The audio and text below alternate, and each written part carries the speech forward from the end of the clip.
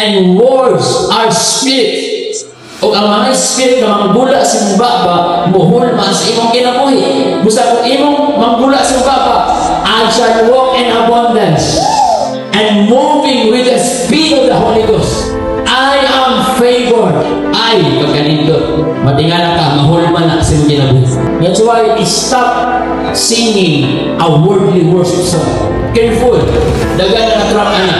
Even Lucifer is a worshiper. He used worship songs na worldly na sikat sa kalibutan. Dagan karon na maganda. Pero matingala ka di ko kagandahan. Because we are in the high level of discernment. We can discern the tactics of Satan, the schemes of Satan. Pero matingala ka, na mo kanta, dali mo hila, pero dali mo masuko. Dali mo hila, dali mo lood.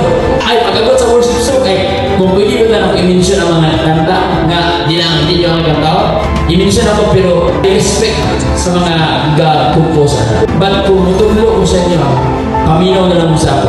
Ayaw kong katakap o paminaw ang mga worship song na ang lyrics kay puro ikaw, luoy ka, pobre ka, ipasakitan ka, ingana, ayaw. Keep on declaring what God has said.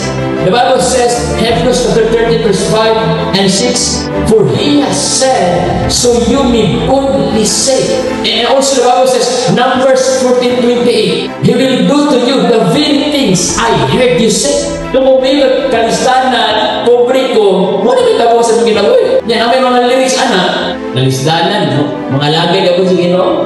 Di ko masugot eh. The Bible says, by His poverty, I am rich. The Bible says, God prepared a bright future. Prosperity is my portion, not poverty. Pag binantayon sa mga pinulungan, lyrics are spirits and it shape your life. Buhol man ang siyong kinabuhi. Kung sa mas tayo, makita at mahal na uyon na naangin sa Bible. Amen. Muna, maliit kita kung saan niya kanta. Emosyonal na yung kanta. Ayaw niya. Keep on declaring